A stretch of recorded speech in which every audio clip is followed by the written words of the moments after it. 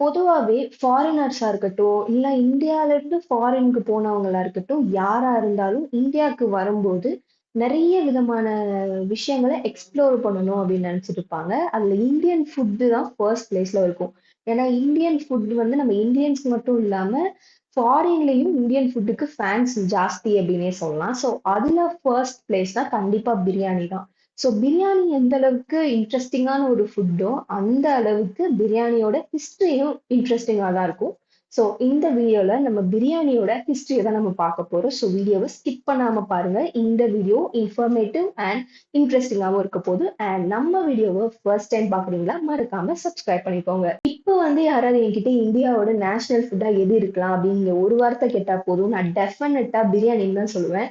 Because இது எனக்கு மட்டும் இந்தியாவுக்கும் பிரியாணின்னா அவ்ளோ பிடிக்கும். அண்ட் இந்தியால கிடைக்கிற பிரியாணிக்கு வெளிநாட்டுலயும் கூட ஃபேன் பேஸ் ஜாஸ்தி. ஏன்னா பிரியாணிக்கான எவல்யூஷன் அண்ட் பிரியாணி ஃபேமஸ் ஆனது இந்தியால தான். நெறைய டிஃப்ரெண்ட் பிரியாணி நம்ம சிக்கன், மட்டன், பீஃப், எக்குன்னு எத்தனை பிரியாணி இருக்கு. அண்ட் ஆல்சோ டேஸ்ட்லயும் அது டிஃபர் ஆகுது. ஹைதராபாதி பிரியாணின்னு சொல்றோம் நம்ம. And also Kolkata biryani, Andhra biryani. இங்க நம்ம வந்துட்டோம் தமிழ்நாடு வந்துட்டோம்னா திண்டுக்கல் பிரியாணி, ஆம்பூர் பிரியாணின்னு நெறைய டைப் ஆஃப் பிரியாணி வந்து இருக்கு. ஏன் பிரியாணிக்கு மட்டும் இவ்ளோ பெரிய ஒரு எவல்யூஷன் இருக்கு? ஏன் இத்தனை டிஃப்ரெண்ட் டைப்ஸ் இருக்கு அப்படின்னா, சாம்பார் இருக்கு. பட் சாம்பாருக்கு அத்தனை ஒரு டிவிஷன்ஸ் இல்ல, அத்தனை பேர் இல்ல, அத்தனை டிஃப்ரெண்ட் டேஸ்ட் வந்து நமக்கு கிடைக்காது. ஆனா பிரியாணிக்கு ஏன் இருக்கு அப்படின்னா, பிரியாணிய பொறுத்தவரை நமக்கு எப்படி வேணுமோ, அது ஒரு கம்ப்ளீட்லி கஸ்டமைஸ்டு ஃபுட். அதுதான் ஃபர்ஸ்ட் பாயிண்ட். நமக்கு எந்த டேஸ்ட்ல வேணுமோ, நமக்கு ஏத்த மாரி அத செஞ்சுக்கலாம். அததான் இந்த வீடியோல நம்ம பார்க்க போறோம். ஸோ போக போக எதுக்கு பிரியாணிக்கு இவ்ளோ எவல்யூஷன் இருந்துச்சு, இத்தனை டிஃப்ரெண்ட் டைப்ஸா பிரியாணி வந்து இருக்கு, ஏன் வந்து மக்கள் இதை விரும்பி சாப்பிடுறாங்க அப்படின்றது முதற்கொண்டு நீங்க கண்டிப்பா தெரிஞ்சுப்பீங்க. ஸோ பிரியாணியோட ஹிஸ்டரிய பொறுத்தவரை மொத பிரியாணி கண்டுபிடிச்சது வந்து நம்ம இந்தியால கிடையாது. பிரியாணி வந்து ஃபேமஸ் ஆனதும் அதுக்கான நிறைய டிஃப்ரெண்ட் டைப்ஸ் அண்ட் நிறைய டிஃப்ரெண்ட் டேஸ்ட் கிடைச்சது இந்தியால தான். ஆனா ஃபர்ஸ்ட் பிரியாணியை கண்டுபிடிச்சது வந்து பர்ஷியா நாட்டுல தான். அதுக்காக வந்து பிரியாணி கண்டுபிடிக்கணுன்றதுக்காக எந்த ஒரு ஷெஃப்புமே அதுக்கான தனியா எந்த ஒரு முயற்சியுமே செய்யல. அதாவது போர் எல்லாம் நடக்கும்ல. இப்ப பெர்ஷியால போர் நடந்துட்டு இருந்த காலத்துல போருக்கு போறவங்க வந்து தனியா சமையல்காரவங்கள கூட்டு போக முடியாது. அதுக்கான தனியா திங்ஸ் எல்லாம் எடுத்துட்டு போக முடியாது. சமையல் பொருட்கள்லாம் இங்க இருந்து தனியா எடுத்துட்டு போக முடியாது. ஏன்னா அவங்களுக்கான ஆயுதங்களே நிறைய இருக்கும். சோ அதெல்லாம் அவங்க எடுத்துட்டு போகணும்ல. சோ சமைக்கிறதுக்குன்னு அவங்க ரொம்ப லிமிட்டடா பேசிக் திங்ஸ் தான் வச்சிருந்திருக்காங்க. அவங்க நாட்டுல கிடைச்ச மசாலா, ஸ்பைசஸ், அப்புறம் அரிசி. நம்ம இப்ப சொல்றோம் சீரக சம்பா அரிசின்னு சொல்றோம். அண்ட் பாஸ்மதி அரிசின்னு சொல்றோம். அவங்க அந்த மாதிரி அரிசி எல்லாம் யூஸ் பண்ண கிடையாது. அவங்க நாட்டுல விளையிற அரிசி இதை எல்லாத்தையும் அவங்க வந்து போருக்கு எடுத்துட்டு போயிருக்காங்க. போரை பொறுத்தவரை சூரிய வெளிச்சம் இருக்கிற வரை அவங்க சண்டை போடுவாங்க. ஏன்னா அப்ப வந்து வெளிச்சம் எல்லாம் கிடையாதுல்ல. கரண்ட் எல்லாம் வர்றதுக்கு முன்னாடி தான் பிரியாணி வந்து கண்டுபிடிக்க ஆரம்பிச்சிருக்காங்க. எப்படி அப்படின்னா இருட்டுல வந்து அவங்கனால சண்டை போட முடியாது. சோ சண்டை போடுறதுக்கு ஏத்த டைம் வந்து நைட் டைம் கிடையாது. அதனால அவங்க வந்து சூரியன் மறையறதுக்கு முன்னாடியே அவங்களோட போரெல்லாம் முடிச்சிருவாங்களாம். இது வந்து கண்டிப்பா அது ஒரு ஒரு சர்க்குலர் போட்ட மாதிரி அவங்க ஷெட்யூல்டு மாதிரி தான் வரும். கண்டிப்பா அந்த 6 o'clock சூரியன் மறையறதுக்குள்ள சண்டை எல்லாம் போட்டு முடிச்சிருவாங்களாம். சண்டை போட்டு முடிச்சுட்டு அந்த இருட்டுனதுக்கு அப்புறம் என்ன பண்ணுவாங்கன்னா ஒரு 2, 3 வீரர்கள் போயிட்டு மோஸ்ட்லி வந்து இந்த போரெல்லாம் எங்க நடக்கும்னா காட்டுக்குள்ள இல்ல பாலைவனத்துல அப்படிதான் நடக்கும். சோ ஒரு 2, 3 வீரர்கள் மட்டும் போயிட்டு காடு இல்ல பாலைவனம் இல்ல பக்கத்துல ஏதாவது ஏரி அங்க என்ன விலங்கு கிடைக்குதோ, என்ன விலங்கா வேணா இருக்கலாம். அது வந்து உடும்பா இருக்கலாம், பாம்பா இருக்கலாம், இல்ல ஒரு எருமை மாடா இருக்கலாம், இல்ல ஏதாவது காட்டு பன்றியா இருக்கலாம். சோ என்ன விலங்கு அங்க கிடைக்குதோ அதெல்லாம் வேட்டையாடிட்டு வந்து அதோட தோலை மட்டும் எடுத்துட்டு ஃபுல்லா அவங்க கிட்ட இருக்கிற பேசிக்கான மசாலா இருக்கும்ல, அது உப்பெல்லாம் போட்டு அதை வந்து மேரினேட் பண்ணி வச்சிருவாங்களாம். இப்போ அவங்க மசாலா எல்லாம் தடவி வச்சிருந்த அந்த மீட் ரெடியா இருக்கும்ல, மறுநாள் காலையில ஒரு 5 மணி அப்படி வேகமா எந்திரிச்சு, அதாவது சூரியன் வர்றதுக்கு முன்னாடியே அவங்க எல்லாம் சாப்பிட்டுருவாங்களாம். அப்பதான் சூரியன் வந்ததுக்கு அப்புறம் போர் எப்ப தொடங்கும் அப்படின்னு தெரியாதுல்ல. சோ அதனால சூரியன் வர்றதுக்கு முன்னாடியே எந்திரிச்சு அந்த மசாலா தடவி வச்சிருந்த மீட்டை எடுத்து ஒரு பெரிய சைஸ், இப்ப நம்ம சொல்லுவோம்ல தம் பிரியாணி, சோ அது வந்து ஒரு பெரிய பாத்திரத்துல அந்த மீட் வச்சு அவங்களுக்கு தேவையான அரிசி எல்லாம் போட்டு ஃபுல்லா அந்த மேல ஒரு மூடி மாதிரி போட்டு சுத்தி அதை வந்து வெளியில காத்து வராத அளவுக்கு அதாவது உள்ளேயே எல்லா ப்ரெஷர் கொடுத்து அந்த மீட் வேகுற மாதிரி எந்த ஒரு காத்தும் வெளியில வராம அதை டைட்டா தம் பண்ணி வைக்கிறாங்க.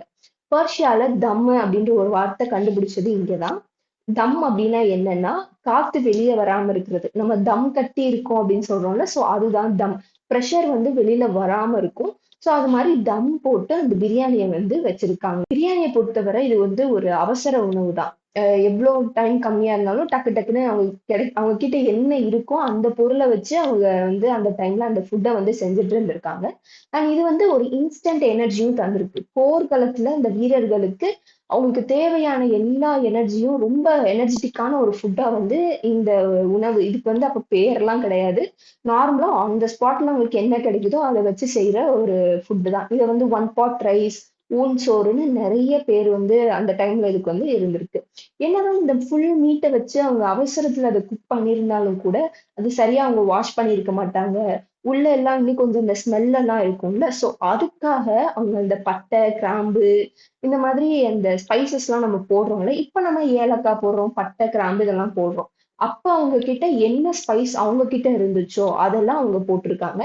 ஆனா அவங்களுக்கு தேவையான ஸ்பைசஸ் அப்ப சவுத் ஆப்பிரிக்கால இருந்து அவங்களுக்கு கிடைச்சிருக்கு. சோ அவங்க கிட்ட இருந்து கொஞ்சம் ஸ்பைஸையும் போட்டுட்டு அந்த ஃபுட்டை வந்து மேக் பண்ணி சாப்பிடுறாங்க. அப்ப அவங்களுக்கு ஒரு இன்ஸ்டன்ட் எனர்ஜி கிடைச்சிருக்கு. சோ இப்படிதான் ஃபர்ஸ்ட் அவங்க வந்து வீரர்களுக்கான செஞ்ச ஒரு ஃபுட்டு தான் இந்த பிரியாணி அப்படின்ற ஒரு ஃபுட். இப்ப வந்து இந்த பிரியாணில அவங்க பார்த்த ஒரு பெரிய ஃபெசிலிட்டி வந்து என்னன்னா, நம்ம சாப்பாடு செய்யற வீரர்களுக்கு சாப்பாடு செய்யறதுக்கு நிறைய டைம் செலவு பண்றோம் அப்படின்றதும் கிடையாது. அண்ட் இங்க இருந்து நம்ம நிறைய பொருள் வாங்கிட்டு போகணும்னு கிடையாது. ஏன்னா அங்க இருக்கிற மிருகங்கள் தான் நம்ம வேட்டையாடி சமைக்க போறோம். சோ அவங்களுக்கு ரொம்பவே ஹெல்ப்ஃபுல்லா இருந்திருக்கு. ஒரு போர்க்களத்துல வீரர்களுக்கு ஒரு சத்தான உணவு கொடுத்த மாதிரியும் இருக்கும். அதே சமயம் நேரம் குறைவா செஞ்ச மாதிரியும் இருந்திருக்கு. அண்ட் அதுவும் வந்து அவங்களுக்கு அந்த ஃபுட் ரொம்பவே பிடிச்சிருந்துச்சு. சோ இதுக்கப்புறம் என்ன பண்ணியிருக்காங்க, இந்த போரெல்லாம் முடிஞ்சதுக்கு அப்புறம் நார்மல் டேஸ்ல வந்து இது ப்ராப்பரா இந்த பிரியாணிய வந்து குக் பண்ணி ராஜ வம்சத்தை சேர்ந்தவங்க எல்லாம் இருப்பாங்கல்ல, ராஜா, ராணி இவங்க எல்லாம் சாப்பிட ஆரம்பிச்சிருக்காங்க. அதுக்கப்புறம் அந்த படை தளபதி இருப்பாங்கல்ல, அவங்க மட்டும் சாப்பிடுற ஒரு ஃபுட்டா இந்த பிரியாணி வந்து இருந்திருக்கு. காலப்போக்குல வந்து இவங்க இந்த போர்க்களத்துக்கு அப்ப மட்டும் வீரர்கள் சாப்பிடுற ஒரு ஃபுட்டா இவங்க வந்து அறிவிச்சிருக்காங்க. ஃபர்ஸ்ட் பெர்ஷியால தான் வந்து இந்த பிரியாணி வந்து இன்வென்ட் பண்ணி அவங்களோட போர் வீரர்களுக்கெல்லாம் குடுக்க ஆரம்பிச்சிருக்காங்க. அண்ட் இது தெரிஞ்சதுக்கு அப்புறம் அவங்க பக்கத்து பக்கத்துல இருக்கிற சின்ன சின்ன நாட்டுல இருக்கிற அரசர்களும் அவங்களோட வீரர்களுக்கு போர் சமயத்துல இந்த உணவை கொடுக்கணும் அப்படின்னு முடிவு பண்ணி இந்த உணவை வந்து கொடுக்க ஆரம்பிச்சிருக்காங்க. அண்ட் நம்ம முகலாயர்கள் இருக்காங்கல்ல, அவங்க இந்தியாவுக்கு வரும்போது இந்த ஒரு ரெசிபியோட தான் இந்தியாவுக்கு வந்திருக்காங்க. அவங்க வந்து இங்க ஏதாவது போராட்டம் செய்யணும்னா கூட, ஏதாவது ஒரு போர் நடத்தணும்னா கூட அவங்களோட வீரர்களுக்கு இந்த ஃபுட்டை தான் அவங்க சமைச்சு தந்திருக்காங்க.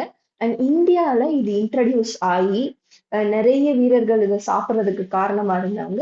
நம்ம தாஜ்மஹால் யாருக்காக கட்டப்பட்டுச்சு, அவங்கதான். அவங்க வந்து நம்ம மும்தாஜ். சோ அவங்கனாலதான் வந்து பிரியாணி இப்ப நம்ம எல்லாருமே சாப்பிடுற கூட ஒரு ஃபுட்டா இருக்கு.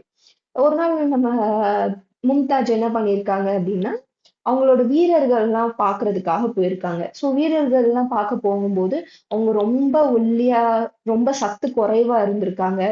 ஆனா அவங்கனால வந்து மத்த வீரர்கள் கம்பேர் பண்ணும்போது இவங்க வந்து ரொம்ப ரொம்ப வீக்கா இருக்காங்க அப்படின்னு நம்ம மும்தாஜ் வந்து ஃபீல் பண்ணியிருக்காங்க. அப்போ வந்து அரச குடும்பத்தினர் மட்டும் அந்த பிரியாணின்ற உணவை சாப்பிடலாம். இது இல்ல அப்படின்னா அரசாங்க வேலையில அதுவும் உயர் பதவியில இருப்பாங்கல்ல, இந்த போர் தளபதி, மந்திரி இவங்கெல்லாம் வந்து இந்த பிரியாணியை சாப்பிடலாம் அப்படின்ற மாதிரிதான் இருந்துச்சு. அதுக்கப்புறம் நம்ம மும்தாஜ் அவர்கள் வந்துட்டு போர் வீரர்களுக்கு சத்து வேணும். போர் சமயத்துல அவங்க வந்து ரொம்ப சத்தா இருக்கணும். சத்து குறைவோட இருக்கக்கூடாதுன்றதுக்காக போர் வீரர்களுக்கு அவங்க போர் வீரர்களுக்கு இந்த உணவெல்லாம் கொடுக்கணும் அப்படின்னு இவங்க முடிவு பண்ணியிருக்காங்க. அப்புறம் வந்து போர் வீரர்களுக்கு தொடர்ந்தே அந்த உணவை வந்து அவங்க கொடுக்க ஆரம்பிச்சிட்டாங்க. இதுக்கப்புறம் தான் வந்து அவங்க வீரர்களோட உண்மையான பவர் அவங்க பார்த்தாங்க. எல்லா போர்க்களத்திலும் அவங்க நல்லா பெர்ஃபார்ம் பண்ண ஆரம்பிச்சிருக்காங்க. சோ இது வந்து தொடர்ந்தே நம்ம வந்து எல்லா வீரர்களுக்கும் கொடுக்கலாம் அப்படின்னு சொல்லிட்டு இங்க மட்டும் இல்லாம நிறைய நாட்டுல இருக்கிற ராஜா ராணியும் அவங்களோட வீரர்களுக்கு இந்த உணவையே கொடுப்போம் அப்படின்ட்டு கொடுக்க ஆரம்பிச்சிட்டாங்க. என்னதான் நிறைய டைப் ஆஃப் பிரியாணி இருந்தாலும் ரொம்ப ஸ்பெஷலான பிரியாணினா நம்ம ஹைதராபாதி பிரியாணி தான். அங்கதான் பிரியாணிக்கான ஒரு பெரிய எவல்யூஷனே நடந்துச்சு. ஸோ இப்படி இந்தியால பிரியாணின்ற ஒரு உணவு வந்து அரசாங்க மத்தியில பெருசா பேசப்பட்டுச்சு. அண்ட் அங்க இருக்கிற போர் வீரர்கள்லாம் இதை தான் வந்து சாப்பிட ஆரம்பிச்சாங்க. அண்ட் இது ஹைதராபாத்லயும் அந்த அரசாங்கத்துக்காக உணவு சமைக்கிறவங்க இருக்காங்கல்ல, அவங்கலாம் ரொம்ப டேஸ்டா அந்த ராஜா, ராணி, மந்திரி, தளபதி இவங்களுக்கெல்லாம் சமைச்சு கொடுத்துட்டு இருந்திருக்காங்க. அப்போ நிசாம்க்கு பக்கத்துல இன்னொரு சின்ன ஒரு கிராமம் இருந்திருக்கு. அங்க இருந்தவங்க எல்லாருமே பேசிக்கா பார்த்தோம் அப்படின்னா, அந்த பிராமணர்கள் தான் இருந்திருக்காங்க. அவங்க அங்க இருந்து ஒரு சின்ன குறுநாட்டு மன்னருக்கு பிரியாணி சமைக்க வேண்டியதா இருந்துச்சு. ஆனா அது வந்து வெஜ்ல சமைக்க வேண்டியதா இருந்துச்சு. அப்ப அவங்க பன்னீரை யூஸ் பண்ணி ஒரு பிரியாணி வந்து செஞ்சிருக்காங்க. ஸோ அதுதான் வெஜ் பிரியாணியா காலப்போக்குல நம்ம சொல்லிட்டு இருக்கோம்ல. ஃபர்ஸ்ட் அவங்க வந்து பன்னீர்ல பிரியாணி செஞ்சு பார்த்திருக்காங்க. அதுக்கப்புறம் அந்த நாட்டுல கிடைக்கக்கூடிய காய்கறிகள்லாம் இருக்கும்ல, என்ன காய்கறி அவங்க நாட்டுல கிடைக்குதா, நாட்டு காய்கறிகள் அவங்க சொந்த நாட்டுல கிடைக்கக்கூடிய காய்கறிலேயே அந்த ரெசிபில ஆட் பண்ணி பண்ணியிருக்காங்க. அதுதான் பிரியாணி, பிரிஞ்சி அப்படின்ட்டு நிறைய வெரைட்டிஸா இப்ப வரை எவால்வ் ஆயிட்டு இருக்கு. இந்த அரசர்களுக்கு மட்டும் சமைக்கக்கூடிய ஒரு சமையல்காரர் ஒருத்தர் இருப்பாருல்ல, அப்ப இந்த பிரியாணிய வந்து சாமானிய மனிதர்களும் சாப்பிடணும் அப்படின்னு நினைச்சிருக்காரு. அப்ப அவரோட அரசாங்க வேலையை விட்டுட்டு வெளியில வந்து சின்னதா ஒரு கடை ஆரம்பிச்சிருக்காரு. இந்த பிரியாணிக்கு அப்படின்ட்டு ஆரம்பிச்சிருக்காரு. அங்க வந்து எல்லா விதமான மீட்லயும் பிரியாணி பண்ணியிருக்காரு. அதே சமயம் அந்த நாட்டு காய்கறிகளை வச்சு இந்த பிரியாணி ரெசிபிய பண்ணி சாதாரண மனுஷங்களும் இதை சாப்பிடணும் அப்படின்னு ஆரம்பிச்சிருக்காரு ஒரு கடை. அதுதான் ஃபர்ஸ்ட் எவர் பிரியாணி கடையா கண்டிப்பா இருந்திருக்கும். அந்த கடை பேர் தெரியல, பட் அதுதான் கண்டிப்பா ஃபர்ஸ்ட் எவர் பிரியாணி கடையா இருந்திருக்கும். உங்களை மாதிரி மனுஷன்லாம் இருக்கனாலதான் கொஞ்சமாச்சும் மழை பெய்யுது. என்ன மனுஷன். ஸோ இதுக்கப்புறம் இந்த கடையை தொடர்ந்து நிறைய ஹைதராபாத்லயே நிறைய பிரியாணி சென்டர் ஆரம்பிச்சிட்டாங்க. அண்ட் இப்ப வரவுமேவும் நீங்க நல்லா யோசிச்சு பார்த்தீங்கன்னா இது கண்டிப்பா உங்களுக்கு ரிலேட் ஆகும். நீங்க உங்க ஃப்ரெண்ட்ஸா இருக்கும்போது காலேஜ் இல்ல ஸ்கூல்ல யோசிக்கும் போது ஓகே பிசினஸ் ஆரம்பிக்கலாம்னு சும்மா நம்ம ஜாலியா பேசுவோம்ல, அப்பெல்லாம் ஃபர்ஸ்ட் நம்ம மைண்டுக்கு வர்றது ஒண்ணு டீ கடை.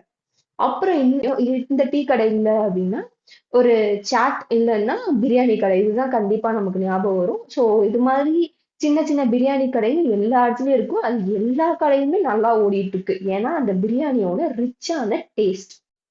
என்னதான் இந்தியால நிறைய விதமான உணவு இருந்தாலும் கூட இந்த பிரியாணி வந்து நிறைய பேரால விரும்பி சாப்பிடக்கூடிய ஒரு உணவா இருக்கு. அதுக்கு காரணம் என்னன்னா நான் முன்னவே சொன்ன மாதிரி பிரியாணி வந்து ஒரு கம்ப்ளீட்லி கஸ்டமைஸ்டு ஃபுட் அப்படின்னே சொல்லலாம். அந்த நாட்டுல அவங்களுக்கு என்ன கிடைக்குதோ அதை வச்சு அவங்க பிரியாணி பண்ணி சாப்பிட முடியும்.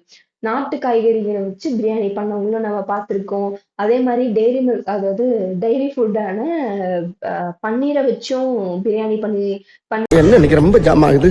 ஸோ அது மாதிரி அவங்க நாட்டுல கிடைக்கிற அரிசியை வச்சு, அவங்க நாட்டுல கிடைக்கிற மீட்டை வச்சு, அவங்க நாட்டுல கிடைக்கிற காய்கறியை வச்சு அவங்களோட டேஸ்ட்டுக்கு ஏத்த மாதிரி அவங்க பிரியாணியை வந்து கஸ்டமைஸ் பண்ணி சாப்பிட்டுட்டு இருந்தாங்க.